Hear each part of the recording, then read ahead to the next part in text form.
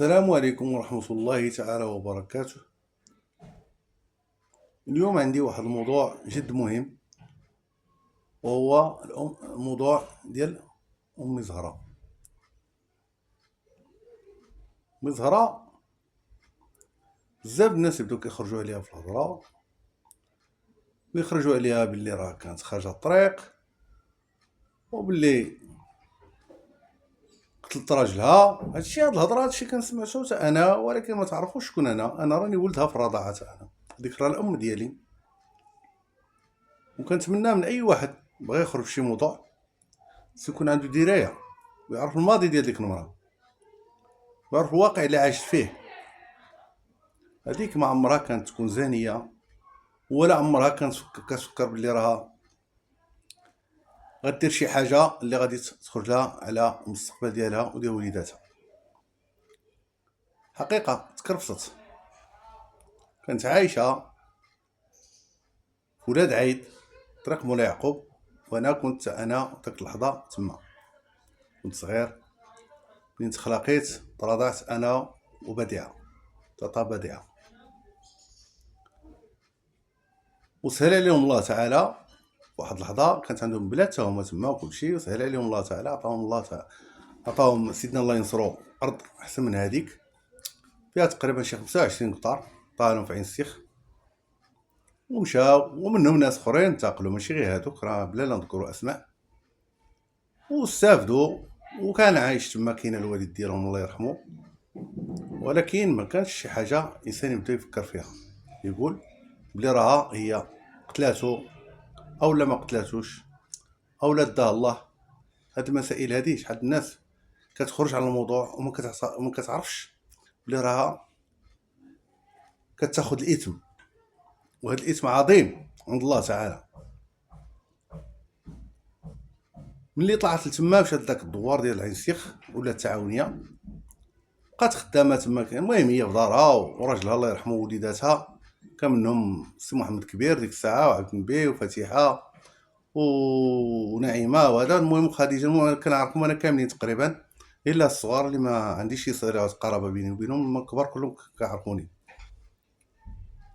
كانوا عايشين مزيان، ما عندهم حتى شي مشاكل. كان السوق عندهم سوق واحد ديال الاربعه، كيطلع باهم تما كيتقدا، كتمشي معاه مره ديك فتيحه الصغيره كانت تمشي ديك الساعه. انا راني واخا ما كنتش حداهم راني عارف هادشي، ولكن كان النهار اللي كنجي لتما كندوز كنشوفهم ونمشي بحالاتي. كنت صغير ديك الساعه، كندوز حتى عند عمتي. ولكن هاد الهضره هادي ضرتني بزاف، ماشي ضرتني من العائله ولا ماشي وحدين ديالنا كيهضروا ولا شي حاجه، لا، ضرتني من الناس اللي بعاد على العائله. هاد الناس اللي بعاد على العائله وخدامين على القيل والقال وما عارفينش، غير كيسمعوا بودنهم كيبداو يخدموا. واش ما كتفكروش والله تعالى؟ ما كتفكروش في الاخره؟ ما كتفكروش واحد النهار راه نتوما غادي النصيب ديالكم يوصل لهذا الشيء؟ هذاك السيد راه توفى وفاه من عند الله عز وجل، امر الله تعالى باش يموت. اما الزوجه ديالو ما عمرها كانت خائنه، وكانت بنت الاصل ومازال بنت الاصل، وهذيك راه العسل. واي واحد غيهضر عليها راه كيتحدى، راه خرج على الخط الاحمر. بالنسبه لي انا راني غنتحداه مره اخرى، غندخل معاه، لان انا راجل ما عنديش مشكل. انا اي واحد نتحداه، بغى المحاكم بغى اي حاجه نخرج معاه، ولكن يوصل لي لامي ويهضر فيها بعد الام ديالي اللي توفات حتى هي الله يرحمها ويرحم جميع ام سيدنا محمد عليه الصلاه والسلام. ما نبغيش شي واحد يعقرها ولا يهضر فيها ولا يهضر حتى في اختي بديعه، لان بديعه اختي وتربات في العز، وتربات في المدينه، ما ترباتش في العربيه.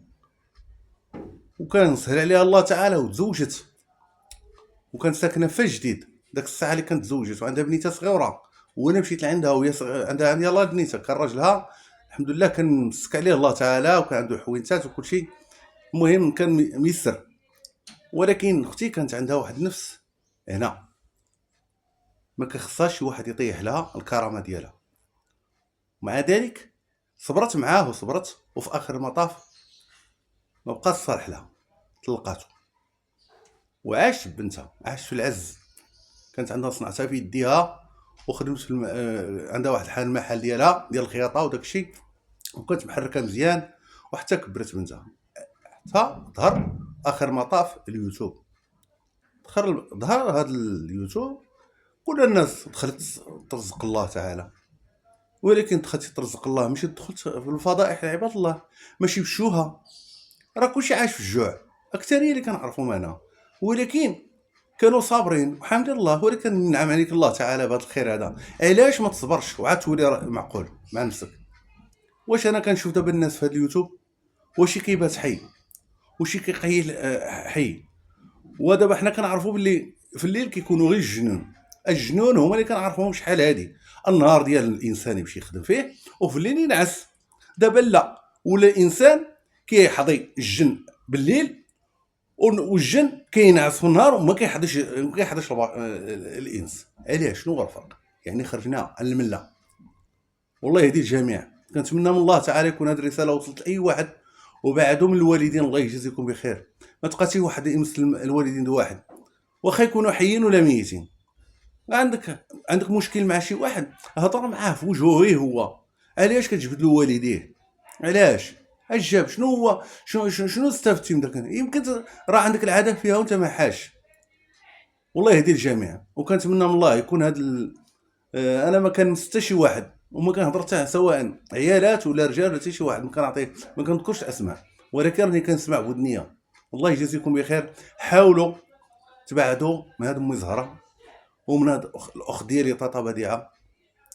والمهم شوف، بالنسبه مرا مع مرا ما كاينش مشكل، واخا تهضر مع مرا مع مرا، ولكن يدخل راجل ويهضر في مرا، ولا المرا تهضر في راجل، هذا راه خرجنا على المله.